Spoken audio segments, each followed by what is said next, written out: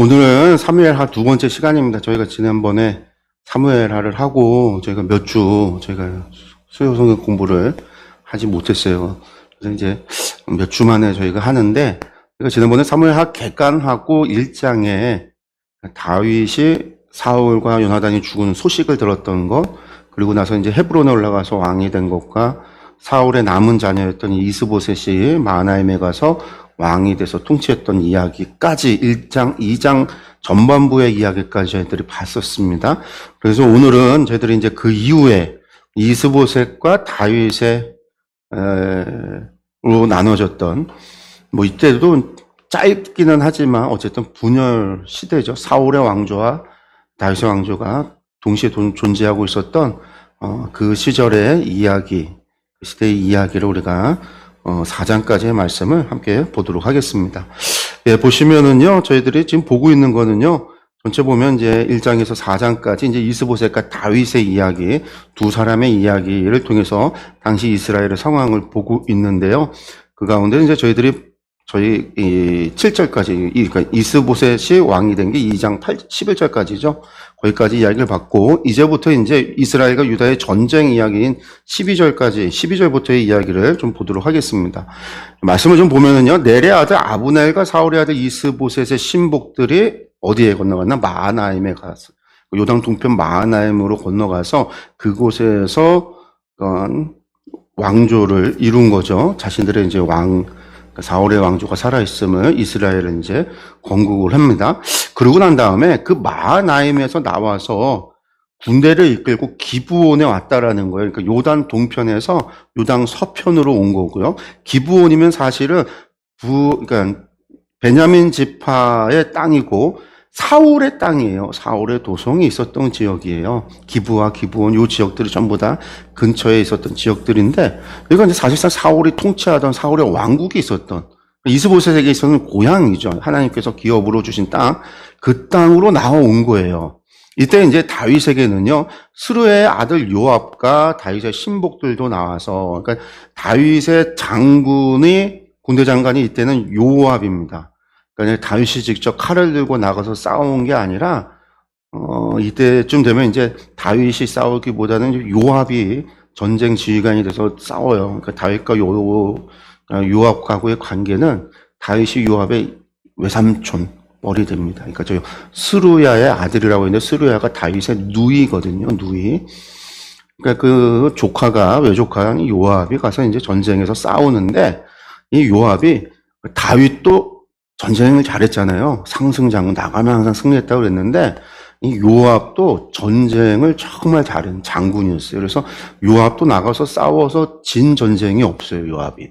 그러니까 요압이 가서 승리하게 되는데, 하여튼 요 전쟁이 이제 벌어집니다. 이때 아브넬이 요압에게 이르되, 원하건대 청년들에게 일어나서 우리 앞에서 겨루게 하자. 대표 뽑아서 우리 한번 싸워보자. 일기토를 해보자. 이제 우리 삼국지 보면 일기토 이런 게 나오잖아요. 장군들이 나와서 싸우듯이. 그런 거 하자라는 거예요. 그러니까 그들이 일어나 그 수대로 나아가니 베냐민과 사울의 아들 이스보셋의 편에서 12명이 나오니까 다윗도 12명이 나가요. 그러고서 일기토를 하는데 방식이 이상해요. 우리가 이제 삼국지 같은 거나 우리가 이제 역사 그런 걸 드라마를 보면 두 장군이 말 타고 나와서 막 이렇게 서로 칼을 갖다가 마주하고 몇 합씩 싸우다가 이제 결국 한 사람이 이기는 뭐 그런 일기토를 우리가 보는데, 물론 이제 삼국지에 보면 이제 관우가 문충 죽일 때 차가 식기 전에 내가 갔다 오겠다고선 가갖고선 휙 하고 죽이고선 와갖고선 아직 식지 않은 차를 마시는 뭐 그런 이야기도 있긴 하지만, 여기는 어떻게 하냐면요, 상대방의 머리를 잡고요, 12명이 각자 한 명씩 머리를 잡고요, 칼로도 옆구리를 찔러서, 그럼 뭐 살아남을 사람이 있을까요? 뭐 둘 다 죽는 거죠. 일제히 쓰러진다라는 거예요. 그래서 뭐 전쟁이 좀 이상해요. 그래서 그렇게 전쟁이 시작이 돼서 싸움이 일어났는데, 그날의 싸움이 심히 맹렬하더니 아브넬과 이스라엘 사람들이 다윗의 신복들 앞에서 패했다. 요압이 승리를 한 거예요. 요압이. 그렇게 시작이 된 싸움이 요압의 승리로 끝난 거죠. 그런데 그곳에 이 스루야의 세 아들이 있는데, 그러니까 요압의 형제들이 있는데 이게 삼형제거든요. 요압과 아비새와 아사헬이라고 하는 삼형제가 있어요. 이 셋이 다 전부 다 장군들인데, 그 중에 이제 아사헬이 막내예요. 이 아사헬이 발이 엄청 빨라서 띰뛰기를 하면 날쌔고 걸음이 빨라서 달리기를 잘했던 사람이에요. 그러니까 이 사람이 발이 들도루같이 빠르더라. 그러니까 패해서 이 아브넬과 이스라엘 사람들이 도망가는데 이 아사헬이 자기가 발이 빠르니까 아브넬을 잡기 위해서 쫓아간 거예요. 그래서 아브넬을 쫓아서 달려가는데 아브넬이 뒤를 돌아보니까 막 무섭게 쫓아오니까 아브넬도 야 아사헬아 너냐 대답하대. 그러니까 아사헬이 나로다 뭐 잡아가면서 너 서라. 그러니까 아브넬이 보면서 네가 너 아사헬이냐. 그러니까 서로 이제 대화를 했다는 거예요. 그러면서 아사헬이 점점 가까이 오는데 아브넬이 말하기를 너는 왼쪽으로나 오른쪽으로 가서 청년 하나를 붙잡아서 군복을 빼앗으라. 공적을 탐할 거면 어디 가서 다른 만만한 사람, 청년이니까 아사헬도 청년이니까 젊으니까 만만한 애 잡아서 가라. 너 나한테 오면 안 돼. 그러니까 나 쫓아오지 마. 그러면서 이야기를 하니까 아사헬이 더 열받죠. 조롱 같잖아요. 그러니까 놀리는 것 같고 도망가는 주제에 더 쫓아간 거예요. 그러니까 아사헬에게 아브넬이 쫓아오기를 그쳐라. 막. 그러다가 내가 널 죽이면 다음에 내가 요압을 어떻게 보겠냐, 네 형을 어떻게 보겠냐. 그런데도 아사헬이 물러가지 않고 쫓아오니까 아브넬이 어떻게 해요? 도망가는 중에 창을 뒤로 해서 쫓아오는 아사헬을 찔러서 이거 보지도 않고 그러니까 뒤로 해서 아사헬을 찔러서 죽인 거예요. 그래서 아사헬이 죽고 아브넬은 도망을 가요. 그러니까 아사헬이 죽었으니까 삼형제인데 삼형제가 장군이고 그 중에 국방장관이 한마디로 국방장관이 군 최고 지휘관이 요압 큰형인데 자기 동생이 막내 동생이 죽었으니 요압이 얼마나 화가 났겠어요. 그러니까 열이 받은 거죠. 그래서 전쟁이 이제 그러니까 요압의 감정이 실릴 수밖에 없는 거예요. 그러니까 복수기가 되는 거죠. 그러니까 요압과 아비새가 아브넬을 뒤를 쫓아 복수하기 위해서 아브넬을 쫓아서 기브온 거친 땅의 길가 기아 맞은 쪽 암마산에 이를 때 해가 졌고, 그러니까 해가 지니까 더 이상 못 쫓아요. 그래서 전쟁이 그날 멈췄단 말이에요. 그때 이제 뭐 아브넬이 쫓아오는 요압에게 외쳐서 말하기를 칼이 영원히 사람을 상하겠느냐, 마침내 참혹한 일이 생길 줄을 알지 못하느냐, 하면 이런 일 언제든지 일어날 수 있는 것 아니냐, 네가 네 동생 죽었다고 그렇게 쫓아오고 막 그런 거 하지 마라. 달래고 있어요. 왜냐면 사실 아브넬이 나이가 많아요.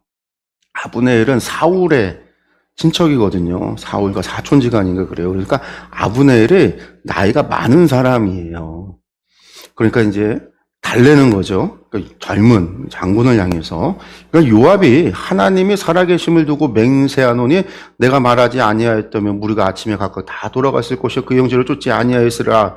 그렇게 이야기하면서 요압이 포기를 못하고 네가 말해서 네가 거기 있는 줄 아니까 내가 하나님께 맹세하길 네가 얘기를 안 했으면 몰라서 돌아갔을 텐데 네가 말해서 거기 있는 줄 아니까 나는 쫓아가겠다.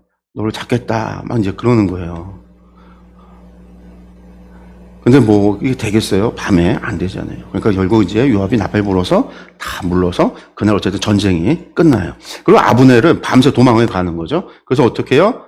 그러니까 아라바 지나 요단을 건너서 아예 요단강 건너서 자기 나라인 대로 도망간 거예요. 그러니까 한마디로 말해서 요단강을 경계로 다윗의 경계고 요단강 건너편이 요단강을 마주하고 경계가 됐는데 침략을 했던 거거든요. 근데 이제 완전 패해갖고 하루 만에 요단강 건너서 도망갔다라는 거예요. 하루 만에. 그러니까 요압이 아브넬 쫓기를 그치고 돌아와서 다윗의 신복들이 다 모아보니까 아사헬이 없잖아요. 그리고 신복들이 베냐민과 아브넬에 속한 자들을 쳐서 360명을 죽이는 일들이 벌어집니다. 그리고 난 다음에 아사헬을 갖다가 장사를 지내고 그리고 돌아왔어요. 예, 이거 뭐 다윗과 이스보셋의 이야기 잠깐 보면 다윗이 뭐 이제 시글락에 있었던 다윗, 길보아 전투에서 뭐 아브넬이 살아남고 난 다음에 이스보셋을 데리고 어디로 가냐면 마하나임의 요단강 동편이에요. 저 오른편에 있는 곳이 동편인데 이 일로 저쪽으로 이제 돌아가서 건국을 한 거고 다윗은 헤브론에서 7년간 왕이 돼서 다스리다가 전쟁이 일어난 거거든요. 이제 2년간 다스리는. 그때에 이제 기브온까지 와서 전쟁을 10일 전쟁을 붙었는데 여기서 이제 패하고 돌아갔다라는 거예요.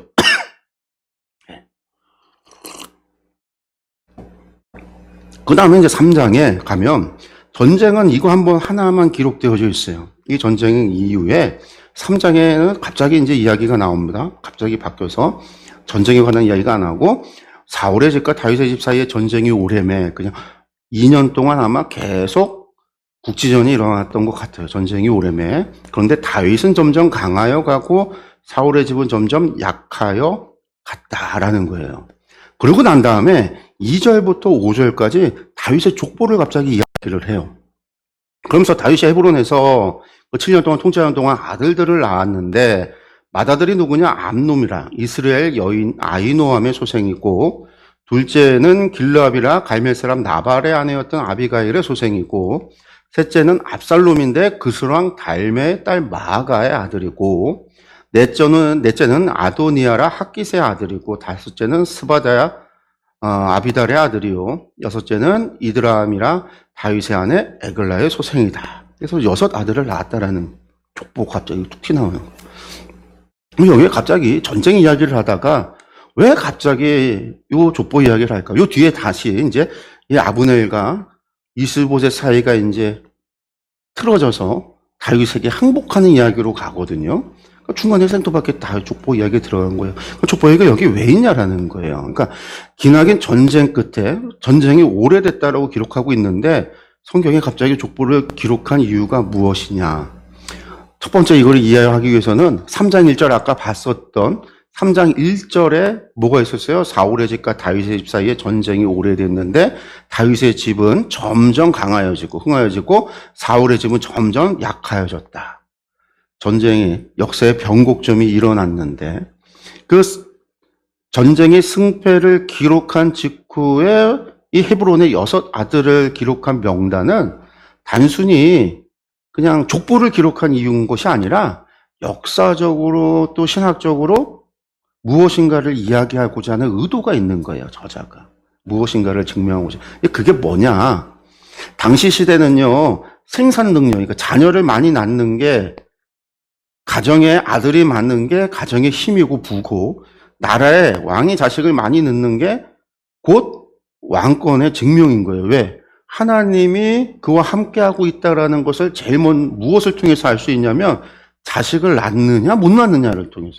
그게 아브라함과의 약속이었어요. 많은 민족을 이루게 하겠다. 이삭과의 언약이었고 야곱의 언약이었고요. 다윗하고 했던 약속도 그거잖아요. 너의 위가 영원하리라. 막 이런 약속. 그러니까 고대 근동 사회에서 왕조의 안정성과 힘을 평가하는 절대적 기준이 뭐냐? 후계자의 수다. 뭐 왕권의 증명이다라고 이야기할 수 있는데 다윗은 어떻다라고요? 다윗의 집에 7년 6개월 동안 헤브론에서 통치하는데 6명의 아내에서 6명의 아들을 두었다. 그것만 보더라도 흥하여지고 저거 됐다라는 건 이스보셋 사울의 집은 더 이상 자식도 없고 얘기가 없잖아요. 아무 얘기가 없어요. 나중에 가면 이제 요나단의 잔치에 대한 이야기가 한 번 언급이 되는데 그 외에는 자식에 관한 것도 없어요. 얘기도 없어요. 지금 무엇이 흥하여지고 무엇이 약해지고 있는가? 그 집안의 이야기를 통해서도 보여진다라는 거죠. 하나님 함께하면 생육하고 번성하는 것, 하나님이 주시는 약속이고 복이란 말이에요. 다윗의 집안이 이러고 있다라는 거죠.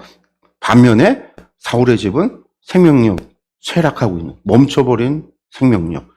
쇠락하고 있다라는 것을 보여주는 것이 족보를 통해서 보여준다라는 거예요. 그리고 또 한 가지는요, 그 족보에 아까 제가 한번 쭉 그냥 일부러 읽었는데, 거기 보면 여자들이요, 아내들이 같은 출신이 하나도 없어요. 유다 지역 출신이 없어요. 전부 다 흩어져 있는 아내들이에요. 그러니까 다른 말로 말해서 그들 아내를 얻었다라는 거는요, 그 아내의 집안과 그 집안이 속해 있는 곳과 다윗이 한마디로 말해서 동맹을 맺었다라는 의미와 같은 거거든요. 이거 보면 다윗이 의도적으로 아내들을 두었구나라는 것을 알 수가 있는 거예요. 그 중에서도 특별히 누가 언급되고 있냐면 그스왕 달메의 딸 마아가를 통해서 압살롬을 낳았단 말이에요. 이 그스랑 달메가 누구냐면 여기서 보면 지도를 보면은요, 갈릴리 동편 지역. 사실은 저희 그술이 좀 너무 위에 가 있어요. 그 지금의 바산고, 그 골란고원, 바산이라고 하는 지역, 구약에서 바산이라고 하는 지역이 갈릴리 호수 동편 지역이거든요. 그술 왕국이 그곳이에요.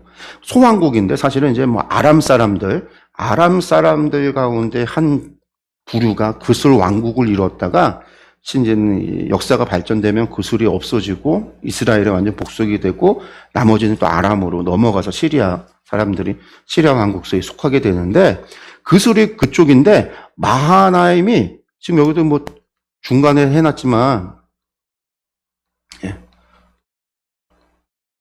여기 보면 마하나임이 여기라고 해놨지만 사실은 마하나임이 요단 동편 요 지역이거든요. 요 지역. 그러니까 여기 길르앗 산지가 이스보셋의 주된 통치 구역이다라고 보시면 이스보셋이 통치하고 있었던 지역의 바로 북쪽이 그술 왕국인 거예요. 남쪽으로 내려가면 암몬과 모압이 있고 이방 민족 암몬과 모압이 있고 요단 동편에 유다가 있으니까 사실상 다윗은 이스보셋을 포위해버린 거죠. 물론 모압과 암몬은 아예 논의 대상이고 그들하고는요.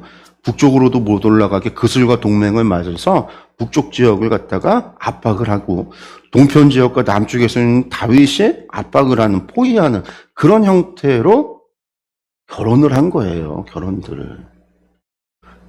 그러니까 뭐 고도의 정치적 지혜가 나온 압도적 승리라고 했는데 그러니까 특별한 무력 충돌 없이 고사작전 주변을 갖다 동맹을 맺어서 고립시키려고 하는 그런 것들이 족보 가운데서 나타나고 있는 거예요. 그러니까 다윗이 이런 노력을 통해서 일부러 다윗이 전쟁을 피하고 이스라엘 사람들과 블레셋과 이스라엘의 전쟁에도 나가지 않고 피 흘리고 하는 것을 최대한 피하려고 애썼단 말이죠. 왜 그러냐면 다윗이 하나님 앞에 기름 부음 받은 자로서 자신이 왕으로 체험을 받았지만 이 나라 이 백성이 하나님의 것이라고 하는 거, 하나님의 소유라는 것을 다윗은 분명히 알고 있었거든요. 그 사실을. 그렇기 때문에 다윗은 최대한 피를 흘리고 전쟁을 하려고 하는 것들을 피하려고 하는 게 다윗의 방침이에요. 사울에 의해서 도망 다니는 동안에는 어쩔 수 없었지만 그가 권력을 가지고 어떤 위치에 섰을 때는요. 최대한도로 피 흘리는 걸 피하려고 그랬단 말이에요.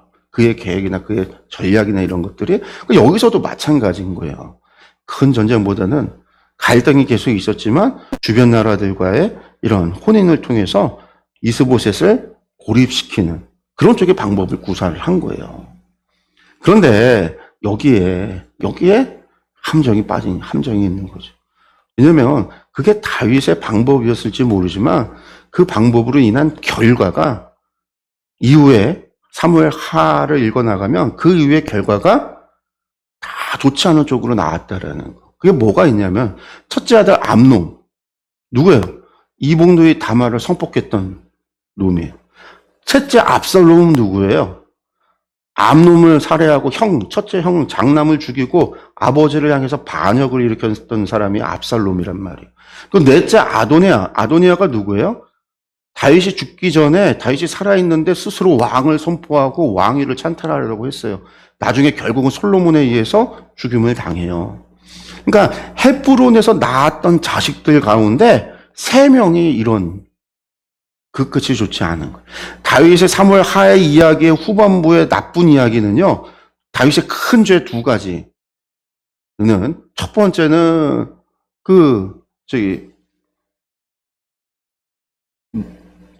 바세바와 간음 사건, 그리고 우리아를 갖다 죽이려고 살인 교사를 했던 그것이 첫 번째 죄고, 두 번째는 암놈이 잘못했을 때 징치하지 않았던 거. 말씀대로 그 아들을 징계치 않았던 거.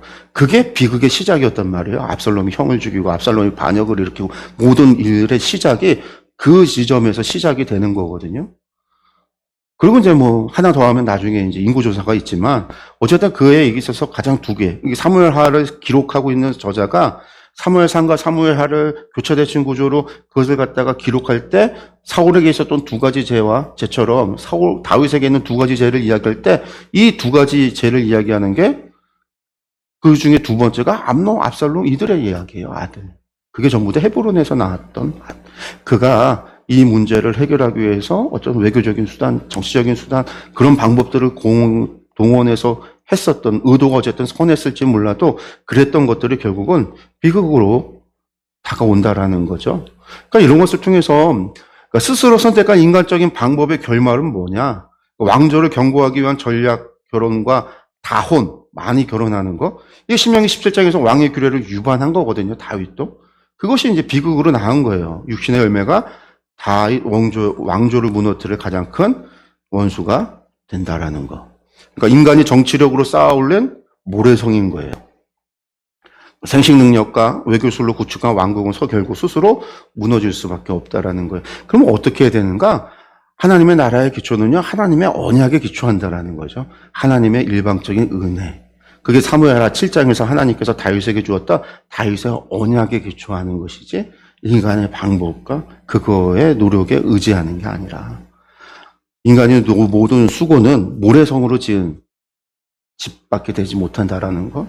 우리 것이 이제 오늘 족보에서 다뤄지고 있는 이야기들이에요. 그러니까 지금 이 족보를 통해서 어떻게 사울의 집이 망해가고 있고 다윗의 집이 흥하여지고 있는가를 보여줄 뿐만 아니라 다윗이 그 당시에 이것을 통해서 어떻게 이스보셋의 집, 사울의 집을 고립시켜서 고사시키고 있었는가라고 하는 것도 보여주고 또한 세 번째는 이것이 앞으로 뒤에 있어질 다윗 집안의 비극적인 것들이 결국은 이것이 보여주는 예고편인 거죠. 족보가.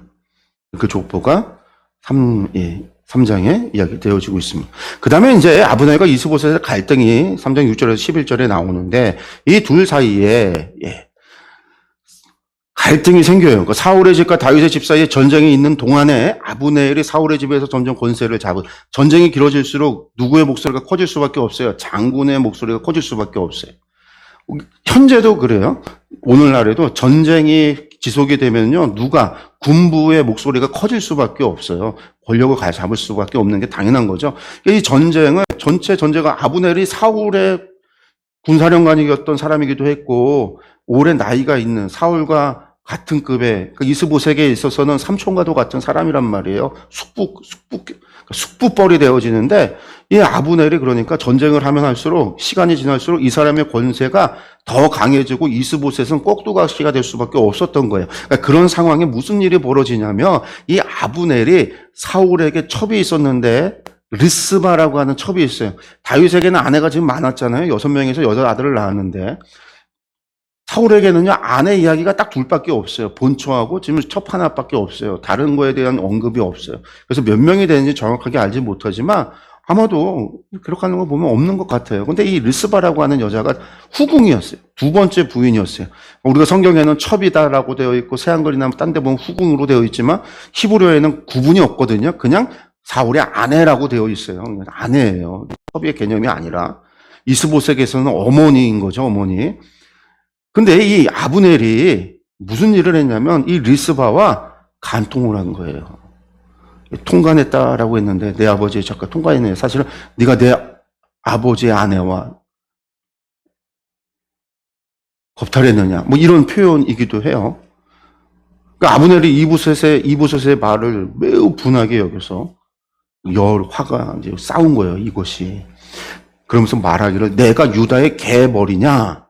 내가 유다의 개머리냐? 네가 나한테 어떻게 이럴 수가 있느냐? 내가 오늘 당신의 아버지 사울의 집과 그의 형제와 그의 친구에게 은혜를 베풀어 내가 지금 은혜를 베풀어서 네가 이렇게 살아가는 줄 알아. 아브넬이 지금 이스보셋 왕에게 하는 거예요. 근데 당신을 다윗의 손에 내주지 아니하였거늘 당신이 오늘 이 여인에게 관한 허물을 내게 돌리느냐? 쥐가 통관해 놓고서는 또 왜 했냐고 그랬더니 이걸 이 아브넬은요, 르스바가 나 유혹해서 그런 건데 이게 르스바의 죄로 왜 나한테 끼었냐? 지금 그러고 있는 거예요. 그러면서 아브넬이 화가 나서 뭐라고 얘기했냐면 여호와께서 다윗에게 맹세하신 대로 무슨 맹세? 다윗에게 나라를 주겠다, 왕으로 세우겠다는 맹세대로 내가 다윗을 왕으로 세워버리겠다. 내가 이거 안 지키면 내가 하나님이 나한테 벌을 내릴 거다. 이스보셋 앞에서 이스보셋에게 그 얘기를 한 거예요. 한마디로 이 나라 갖다 다윗에게 바칠 거야. 아브넬이 선포해버린 거예요. 이스보셋과 이 르스바의 문제로 말미암아. 그러니까 이 맹세가 뭐냐? 이 나라를 사울의 집에서 다윗에게 옮겨서 그의 왕위를 단에서 브엘세바까지 이스라엘과 유다에게 세우라 하신 것이 아니냐? 그렇게 하겠다라는 거예요. 여러분들, 그러니까 아브넬과 사울 이스보셋의 관계라고 했는데 사울의 군사령관으로 사울과 이스보셋 2대에 걸쳐 최고 지휘자였는데, 그러니까 아브넬이 누구냐? 사울 왕의 숙부 넬의 아들. 그러니까 사촌지간이잖아요. 사울의 삼촌의 아들이니까. 사울의 삼촌의 아들이니까 무슨 관계예요? 사울과 아브넬이. 사촌 관계라는 거예요. 사촌. 그러니까 이스보셋에게 있어서는 숙부뻘이 되는 거죠. 삼촌뻘이 되는 거예요. 사실 아저씨죠. 아저씨뻘이 되는 거예요. 그리고 리스바가 아브넬의 주장에 따르면요, 리스바가 자신을 유혹했다라는 거잖아요. 콩가루 집안인 거예요. 콩가루 집안. 지금. 그러니까 지금 얼마만큼 사울의 집안이 개막장이 되어 가고 있는가를 잘 보여주고 있는 거죠. 그래서 이것이 이스보셋이 분노하게 된 계기가 되고 갈등이 돼서 결국 아브넬이 어떻게 돼요? 아브넬이 다윗에게 나라를 갖다가 바치겠다고 다윗에게 가버려요. 그게 이제 3장 12절에서 4장 12절의 이야기인데, 여기서 이제 3장에서 아브넬이 죽고 4장에서는 이스보셋이 죽습니다. 이 둘 다 결국은 죽게 돼요. 근데 아브넬이 어떻게 하냐? 다윗에게 전령을 보내요. 그러면서 하는 얘기가, 당신은 나와 더불어 언약을 맺사이다. 나하고 언약 맺읍시다. 그러니까 이스보셋은 이미 없어요. 꼭두가시고 뭐 아브넬의 눈에 이스보셋은 사실은 들어오지도 않은 거예요. 바짓사장 한마디로 사람들 때 내세우는 거고, 자신이 스스로 이 나라의 주인이다 생각했던 게 아브넬이에요. 그러니까 아브넬이 다윗에게 보내서, 다윗 당신과 나하고 언약을 맺어서 우리 한마디로 평화조약, 내가 나라 갖다 바치고 당신 나 죽이지 말고 나에게 부와 나한테 지위를 줘라. 한마디로 말해서 그런 거예요. 오늘날로 이야기한다면. 그래서 내 손이 당신을 도와서 온 이스라엘이 당신에게 돌아갈 수 있다. 당신이 왕이 되오는 거에 내가 적극 돕겠다. 그렇게 한 거죠. 그러니까 다윗이 그 얘기를 들으니까 좋잖아요. 아, 작전 성공. 큰 싸움 없이 넝쿨째 나라가 이제 자기한테 또 돌아오는 거니까. 그런데 다윗이 여기서요, 요구를 해요. 뭘 요구하냐? 사울의 딸 미가를 데리고 와라. 그냥 아내가 지금 6명이나 있는데 한 명 또 두겠다라는 거예요. 물론 다윗에게 있어 첫 번째 아내가 미갈이 맞아요. 근데 사울이 요구했던 블레셋 사람들한테, 원래 블레셋 사람들을 통해서 다윗을 죽이려고 자기 딸을 갖다 내걸고, 그러고선 다윗에게 명령을 시켰는데 다윗이 죽지 않고 블레셋 사람들을 죽이고선 돌아왔잖아요. 그래서 미갈을 아내로 얻었는데, 다윗이 도망갔을 때 사울이 화가 나서 미갈을 갖다가 딴 사람한테 또 시집을 보낸 거예요. 다윗에게 시집 갔는데 그 미갈이 다윗이 도망간 사이에 다윗이 도망가니까 미갈이 또 사울이 죽이려고 했을 때 미갈이 다윗을 갖다가 도망치게 도와주잖아요. 한마디로 아버지를 배신하고 지 남편 살리겠다고 남편을 도왔단 말이에요. 그러니까 사울이 열받아서 미갈을 갖다가 딴 남자한테 시집을 보내버렸어요. 근데 이 다윗이 요구가 뭐냐면, 야, 그 사울의 미갈 내 원래 아내니까 데리고 와라. 나한테 데리고 와라. 그래야지만 이 평화조약에 사인하겠다. 한마디로 조건을 건 거예요. 그러니까 데리고 오라. 그러지 않으면 내 얼굴 보지 못하리라. 아브넬에게 이야기한 거예요. 그러니까 다윗이 사울의 아들 이스보셋에게, 다윗이 아브넬뿐만 아니라 그 얘기한 게 아니라 아예 이스보셋에게 공식적으로 어쨌든 왕이니까 이스보셋에게 전령을 보내서 자신의 요구사항을 알려요. 그러니까 이스보셋은 한순간 그 아브넬을 갖다가 나라를 자기한테 소리치더니 정말로 다윗과 협정 맺겠다고 그러고 있고, 나라 갖다 바치겠다고 그러고 있고, 다윗이 지금 명령을 내리고 조건을 걸고 하니까 이스보셋이 할 수 있는 게 아무것도 없어요. 그러니까 이스보셋이 어떻게 해요? 자기 누이 미가를 데리고 오는 거죠. 사람을 보내서 어떻게 해요? 15절 보니까 이스보셋이 사람을 보내 그의 남편 라이스의 아들 발디엘에게서 그를 빼앗아 오매. 이미 남편 있고 지금 몇 년 전을 살았어요. 10여 년 넘게 살았단 말이에요. 살았던 그 누이를 갖다가 남편 때려두고 다윗이 명했다고 미가를 뺏어서 납치해 갖고 온 거예요. 한마디로. 그의 남편이 그와 함께 오대 울며 바우림까지 따라왔더니, 이게 그러니까 베냐민 지파에 있는 땅인데 거기까지 바우림까지 쫓아와서 울었어요. 근데 아브넬이 자꾸 쫓아오니까 아브넬이 가서는요, 너 집으로 돌아가.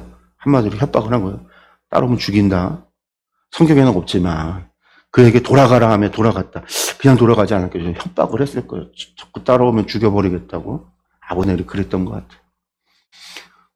그러고 나서 이 미가, 다윗의 조건을 들어준 미가를 데리고 그 다음에 아브넬이 이스라엘 장로들을 모아서 이야기를 하는 거예요. 자기 왕국의 장로들을 불러서 너희가 여러 번 다윗을 너희의 임금을 세우기를 구하였으니 이스라엘의 모든 장로들, 장로들을 불러서 어쨌든 이스라엘 장로들을 불러서 아마 요구들이 있었던 것 같죠. 그러니까 그 7년의 세월 동안에 전쟁 그만하자. 하나님이 기름 부었으니까 왕으로. 그런 주장할 수 있는 사람들이 있었던 것 같아요. 그러니까 요구했었던 그 사람들 핑계를 대는 거예요. 그래서 임금 세우기를 구하였어. 사실은 지가 리스바와 통관한 것 때문에 이스봇과의 사이가 안 좋아져서 이렇게 된 건데 마치 그런 건 없고 대의를 위한 것처럼 하나님의 언약을 지키기 위한 것처럼 포장하면서 아브넬이 이야기하는 거죠. 그래서 구하였으니까 그대로 해라. 그러면서 아주 믿음의 사람처럼 얘기를 해요. 여호와께서 이미 다윗에게 대하여 말씀하시기를 내가 내 종 다윗의 손으로 내 백성 이스라엘을 구원하여 블레셋 사람의 손과 모든 대적의 손에서 벗어나게 하리라 하셨음이라. 그걸 알았으면 좀 진작에 해. 그러지. 그게 아니죠.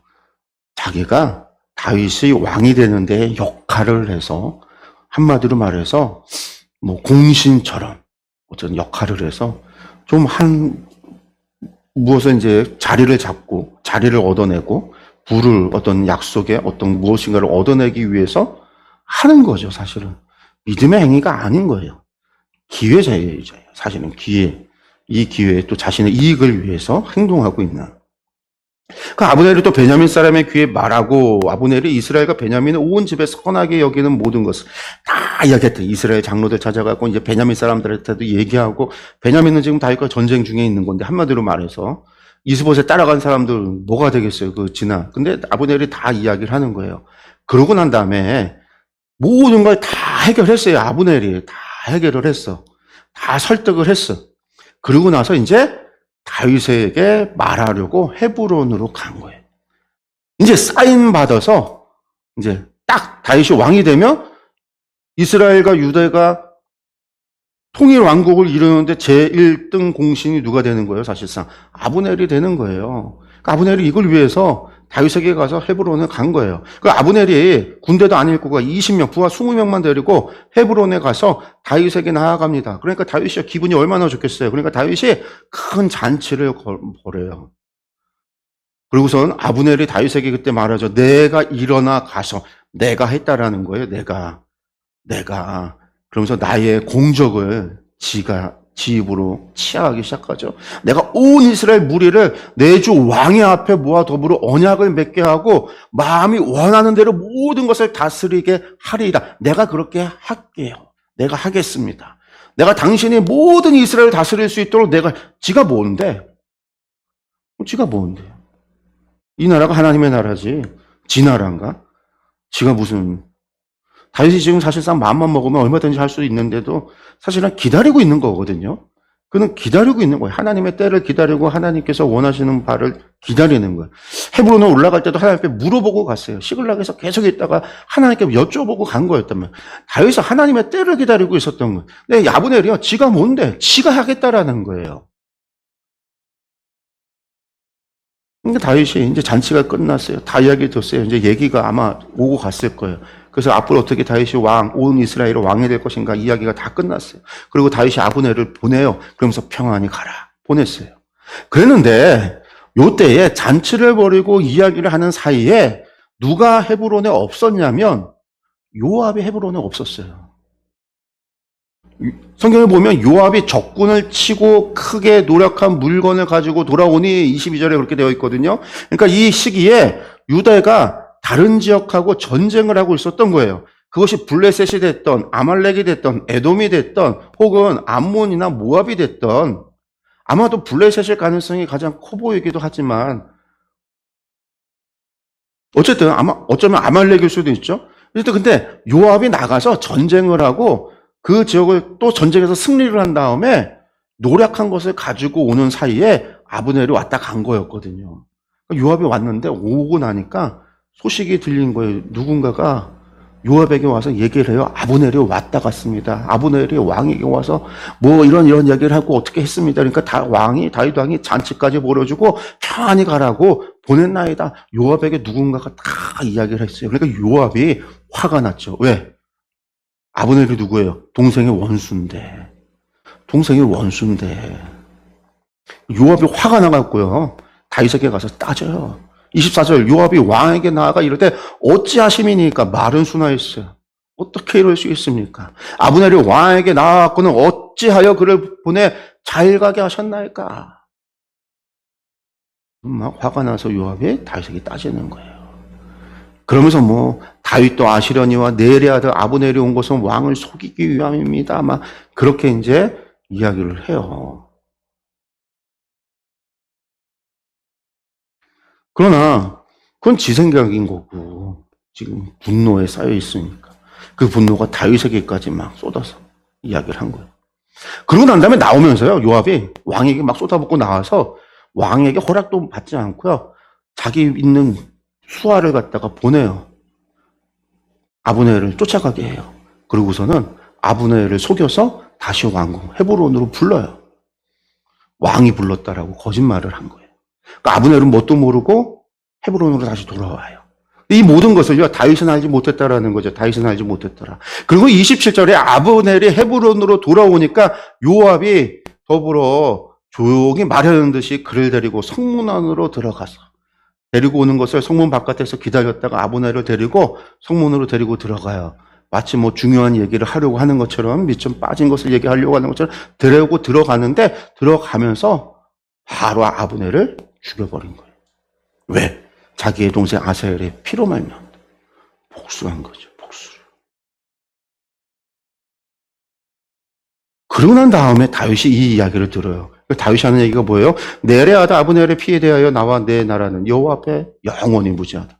이거는 내가 계획하고 내가 의도하고 내가 명령한 게 아니라 이것은 오로지 요압의 개인적인 의도를 가지고 한 거야. 왜 그러냐면 아브넬이 지금 이스라엘 장로들과 만나서 다 얘기했는데 그렇게 얘기한 걸 다윗에게 얘기한다고 갔다가 그 아브넬을 갖다가 죽였다 그러면 다윗은요, 신의가 없는 사람, 믿을 수 없는 사람이 돼버리는 거예요.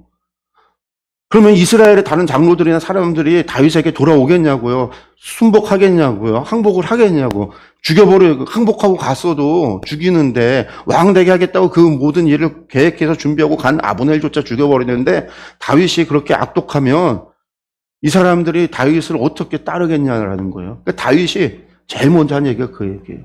이건 나와 상관이 없는 거다. 그 죄가 요압의 머리와 그의 아버지의 온 집에 돌아갈지어다. 그래서 다윗이 저주를 내립니다. 요압을 향해서 뭐라고요? 요압의 집에 백답병자나 나병 환자나 지팡이를 의지하는 자나 칼에 죽는 자나 양식이 떨어진 자가 끊어지지 아니할지로다. 이 죄의 값이. 이것도 좀 이상하죠, 사실은. 외족한데 자기 누이의 아들 자식인데 그것도 동생 죽인 거예요. 복수했다. 충분히 그럴 수 있잖아요. 어떻게 보면 근데 다윗이 자신이 하나님의 때를 기다리고 하나님의 이스라엘을 세워가는 데 있어서 지금 다 된 밥에 재 뿌리고 있는 요압을 향해서 화가 났을 수도 있죠. 근데 저주가 무서워요. 여기서 백답병이라는 게 뭐냐면 몸에서 고름이 나오는 병을 백답병이라고 그래요. 근데 이게 당시 고대 사회에는 대부분 어떤 병들이 여기에 속하냐면 유출병. 몸에서 피가 계속 나오고 고름이 나오는 거. 근데 이런 병들이 뭐냐면 성병이 그래요. 성병.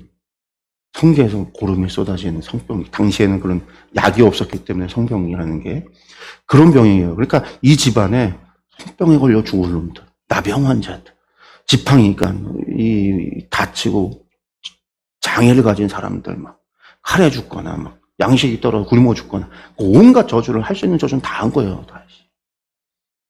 요압과 그의 동생 아비새가 아브넬을 죽인 것은 그가 기브온 저녁에 자기 동생 아사엘을 죽인 까닭이었더라. 성경은요 이야기하죠. 왜 죽였느냐? 그랬던 거다. 다른 이유는 없다. 근데 어쨌든 다윗이 이렇게까지 저주했다. 사실 이것도 가감없이 다윗에 대해서 지금 이야기하고 있는 거예요. 성경이요. 그래서 다윗이 요압과 및 자기와 함께 있는 모든 백성에게 이르되 뭐라고 얘기했냐면요. 너희는 옷을 찢고 굵은 배를 띠고 아브넬 앞에서 애도하라. 다윗 왕이 그 상여를 따라가겠다. 장사 지내는 그거에 내가 따라가서 장례를 치러주겠다. 다윗이 그 얘기를 한 거예요.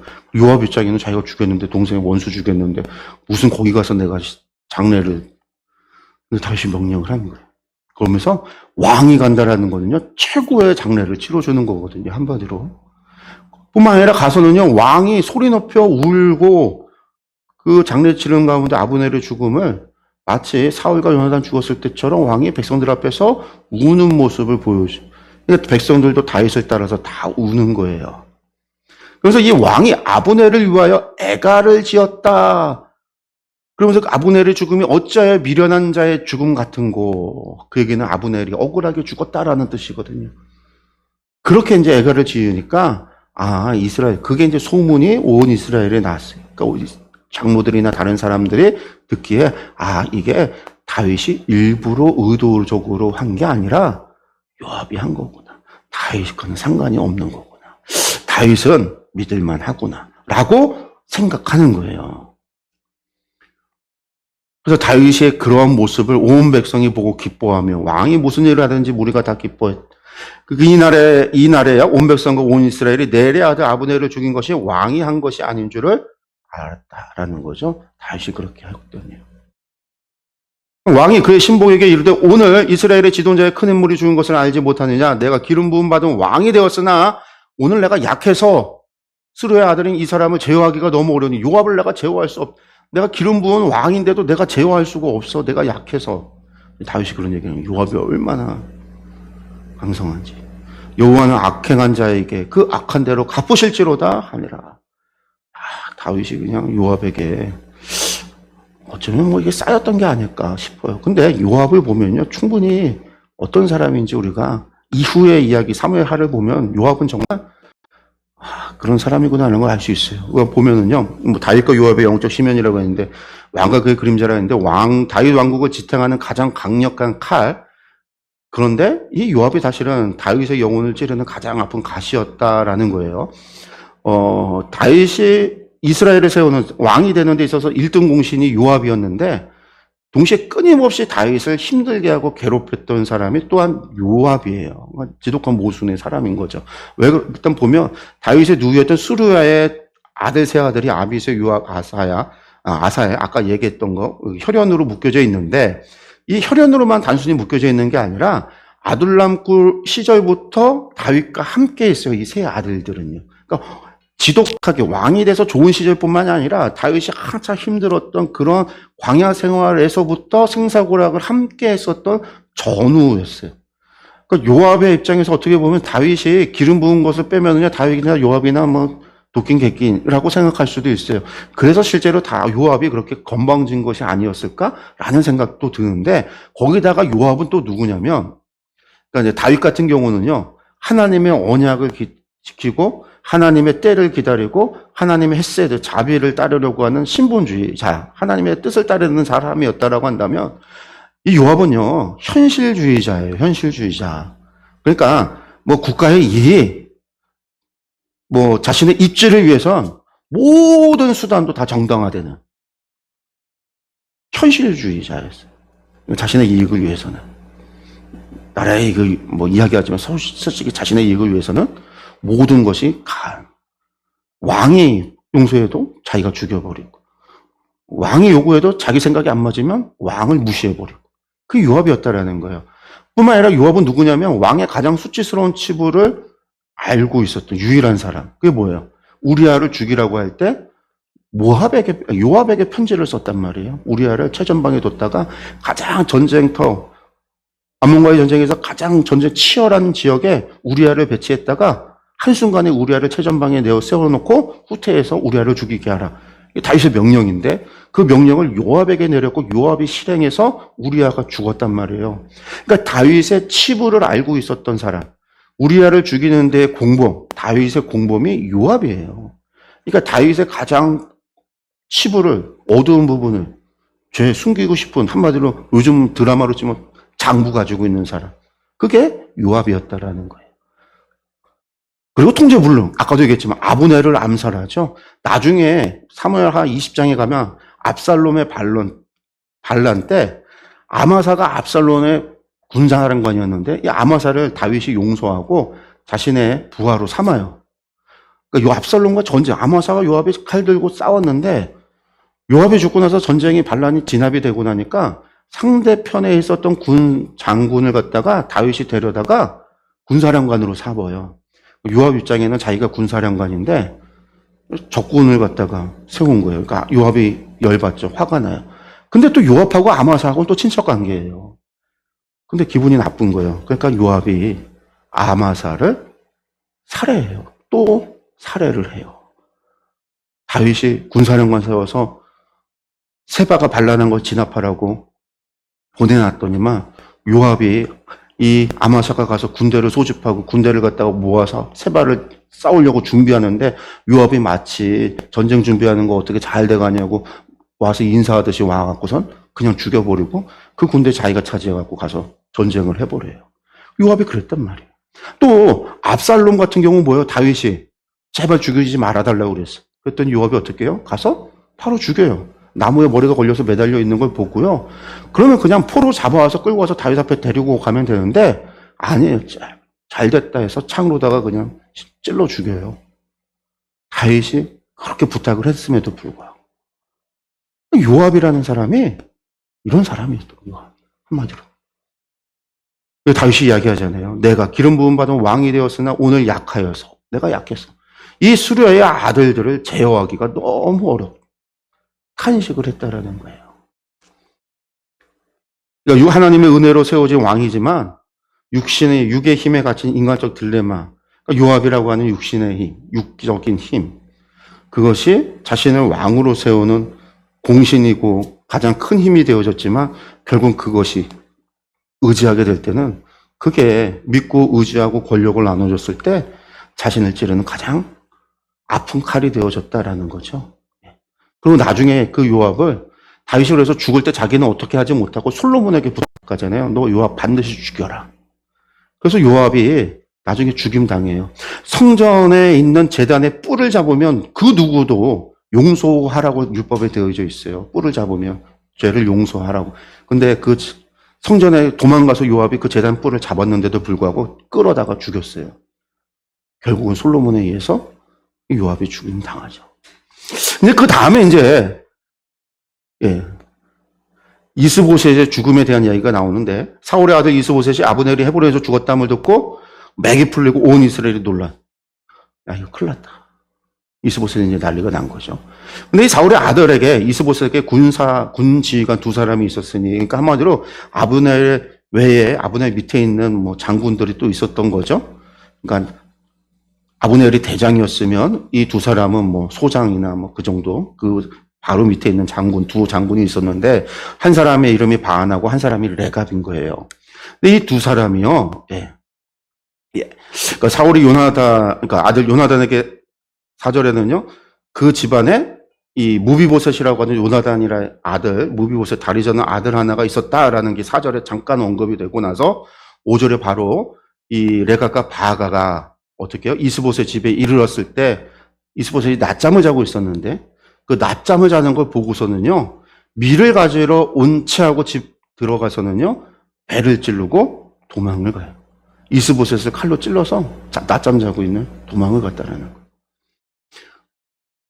근데 7절에 다시 이어집니다. 그들이 집에 들어가 보니 침상 위에 누워있는지라 그를 쳐 죽이고 목을 베어 그의 머리를 가지고 밤새도록 아라바 길로 가서 칼로 찔러놓고 도망갔다가 다시 왔더니 또 침상에 그대로 있으니까 아마 그를 죽이고 이제는 확실히 죽이고 목도 잘라서 그 목을 갖다 가지고 누구에게 가냐면 아라바 길로에서 헤브론의 다윗에게로 간 거예요. 왜? 이스보셋을 죽였으니까 이제 또 우리 무엇인가를 얻어내기 위해서. 그 다윗이 어떻게 해요? 전에 사울과 그의 자손, 그러니까 전에 사울이 죽었다, 그 아들들이 죽었다라는 소식을 아말렉 사람이 듣고선 청년이 듣고 다윗에게 와서 소식을 전하잖아요. 소식 전하면 다윗과의 관계가 세상의 눈으로 보면 서로 왼수지간, 사울이 다윗을 죽이려고 막 그랬으니까 사울이 죽었다는 소식 전하면 다윗이 포상할 거라고 생각하고 이 아말렉 청년이 와서 전했는데 다윗이 어떻게 했어요? 그 청년 죽여버렸잖아요. 그 아말렉 사람을. 똑같아요. 이 두 사람도 와갖고 아니 자신들이 죽이고서는 이스보셋이 죽었다고 이 소식 전하고 우리가 죽였다고 하면 다윗이 큰 상을 줄 줄 알고 왔는데 다윗이 어떻게 해요? 부에롯 사람 림몬의 아들 레갑과 그의 형제 바하나에게 대답하여 그들에게 이르되 내 생명을 여러 환난 가운데서 건지신 여호와께서 살아계심을 두고 내가 맹세한다. 전에 사람이 내게 알리기를 보라 사울이 죽었다 하며 그가 좋은 소식을 전하는 줄로 생각하였어도 그 아말렉 청년이요. 내가 그를 잡아 시글락에서 죽여서 그것을 그 소식을 전한 가품으로 삼았거든. 하물며 악인이 의인을 그의 침상 위에서 죽인 것이겠느냐? 니들이 악인이고 이스보셋이 의인, 억울하게 죽은 거다. 니들이 죽였는데 내가 그것을 갖다가 옳게 여기겠느냐? 그러면 내가 악인의 피 흘린 죄를 너희에게 갚아서 너희를 이 땅에서 없이 하지 아니하겠다.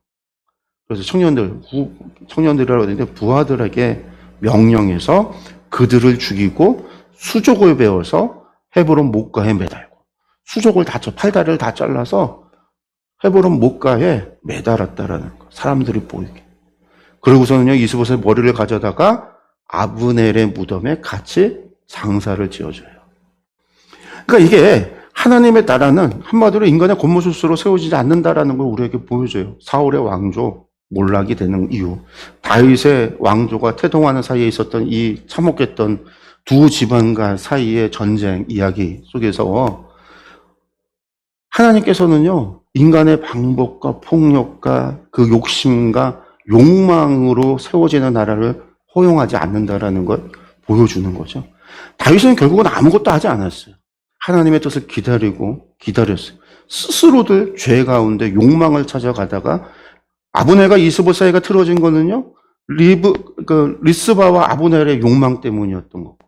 그것으로 인해서 아브넬이 다윗에게 나라를 갖다 바치려고 한 거고, 아브넬의 죽음은요, 스스로 마치 창조주처럼 이 나라를 갖다 자신이 세워서 다윗에게 바친다고 그렇게 건방을 떨던 그 사람은요, 요압의 욕망, 동생을 향한 복수라고 하는 거에 의해서 아주 사소한 문제, 나라를 세우는 거에 비하면 사소한 개인의 문제인데, 개인의 그런 문제로 인해서 한순간에 죽임을 당한.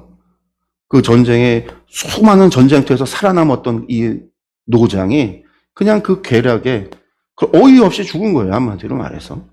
그렇게 당하고. 이스보셋은 지금 아브넬도 죽고 그랬으면 나라가 지금 풍전등화인데 낮 시간에 처자뻗자다가 한순간에 그냥 자기 부하들한테 결국은 죽임당해서 목 잘린 신사가 되어지고. 나라가 힘들어지니까 그 기회에 어떻게든 자신들은 살아서 권력을 차지하고 자신의 부를 얻고자 했던 바가나 레갑 같은 이기주의자, 기회주의자들. 하나님은 이 모든 것들을요, 전부 다 심판하시는 거예요. 하나님 나라에 쓸데없는 암적인 존재. 허용하지 않는다라는 거죠. 육의 철저한 파산과 무너지는 사울을 두기둥했어요. 실세에는 권력을 쥔 아브넬이었고, 호스와비는 이름뿐인 왕 이스보셋이었지만, 결국 인간적인 그런 힘과 계산이 얼마나 취약한지를 우리에게 보여주고 있다라는 거. 그리고 이 아브넬이라고 하는 거, 그러니까 창조주를 흉내낸 권력의 교만, 결국 교만이라는 거예요. 마치 자신이, 다윗의 왕조는요, 하나님이 세우시는 나라인데 마치 자신이 왕조를 세우고 다윗의 왕조를 세워주는 것처럼 그렇게 이스라엘의 장로들을 쥐락펴락하면서 다윗까지도 어떻게 하려고 했었던 그러한 죄들. 이스보셋의 죽음에서 기회주의 말로죠. 그러니까 암살자들. 그 두 사람. 예. 그러니까 다윗은요, 이 피 묻은 왕관, 그런 것들을 거부하는 거예요. 배신과 암살이 난무하는 이 시대에 그 모든 것들을 거부하고, 오롯이 하나님 앞에 코람되어 우리가 이번 올해년도 표처럼 코람되어 서 있는 사람으로서 존재하고 있었다라는 거죠. 하나님의 때를 기다리고, 하나님의 언약이 이루어질 것을 기다리고, 하나님의 언약을 믿고 신뢰하고, 어떻게든 하나님의 백성, 하나님의 나라 그들에게서 피 흘리지 않으려고, 어떻게든 하나님의 헤세드 인애를 실행하려고 했었던 다윗의 모습.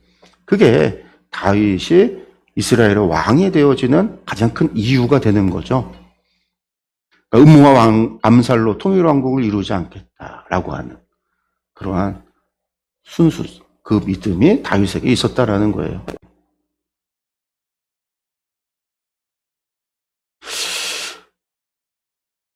불의한 자에 대한 단호한 심판의 모습도 보여주죠. 그러면서 하나님이 원하시는 왕의 자격이 뭐냐면 인간의 피 묻은 소이라고 하는 지름길을 빌려서 왕좌에 오르는 것, 다윗이 하나님 그런 것을 원하지 않았고 오직 하나님의 주권과 타이밍을 신뢰해서 공의와 헤세드로 통치하는 그러한 왕이 되기를 하나님은 원하셨고 다윗은 정말로 이러한 어두운 권력 투쟁의 이면 속에 어쩌면 하나님의 시험과 연단 속에서 그 모든 것을 잘 통과하고 이겨냈고 중심을 지켰고 욕망에 휘둘리지 않았던 다윗의 모습을 보는 거죠. 물론 그가 사람의 방법으로 여러 아내들, 동맹 관계를 통해서 자식들을 많이 낳았던 어떻게 보면 왕이 그랬처럼 아내를 많이 두지 말라고 했던 그 많다라고 하는 의미가 뭐 솔로몬에 비한다면 많은 게 아니죠. 뭐 1000명의 아내, 다윗은 뭐 몇 명 안 되니까. 그렇지만 실제로 나중에 봐도 다윗의 아내가 많아요. 한 20몇 명 돼요. 다른 왕들에 비해서 많은 아내들을 둔 거는 맞아요.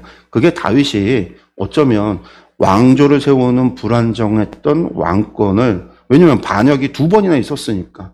그리고 인구조사로 큰 역병이 돌 때도 그것의 원인이 다윗의 죄 때문이다라고 하는 사람들의 소리가 있었단 말이에요. 그런 것들이. 성경이 그렇게 기록하고 있었으니까. 그러니까 그런 부분들을 본다면 다윗의 왕권이 그렇게 강력하고 반석 위에 있는 것처럼 튼튼하지는 못했다라는 걸 우리가 얼마든지 알 수 있거든요. 그러니까 그런 것들을 이겨내는 방법으로 다윗이 아내들을 많이 뒀던 것들이 분명히 있기는 있어요. 그런 동맹과 주변 나라들의 힘을 빌려오는 것들이 있었던 것으로 보여집니다. 그러나 그럼에도 불구하고 다윗이 어쨌든 그 가운데에서 기회가 왔을 때, 인간적인 기회가 왔을 때, 세상의 눈으로 보는 기회가 왔을 때 그러한 쉬운 방법들, 지름길들 그런 것들을 선택하지 않았다라고 하는 건 분명한 거죠. 그래서 하나님의 뜻대로 그렇게 기다렸을 때 결국은 다윗은 헤브론에 가만히 있는데 이제 다음 주에 저희 이제 5장을 보면 이스라엘 사람들이 온 이스라엘 장로들과 온 이스라엘 사람들이 헤브론을 찾아와서 다윗을 왕으로 그냥 모셔요, 자신들이. 다윗은 앉아서 하나님께서 이루시는 이스라엘의 왕이 되어지는 것을 누리게 되는 거죠. 이것이 이제 우리가 사무엘서 우리 전쟁의 이야기들 속에서 우리가 봐야 되는 부분이 아닌가 우리가 좀 생각을 해봅니다. 예, 오늘 여기까지 좀 하고요. 저희가 이제 4장까지 해서 다윗이 이제 곧 왕이 되는 5장에서 왕이 되지만 이제 사울의 지방과의 모든 갈등이 끝나는 것까지 해서 저희들이 봤습니다. 그리고 이제 다음 주에 왕이 되는 이야기 계속해서 보도록 하겠습니다. 여기서 마치겠습니다. 기도하겠습니다.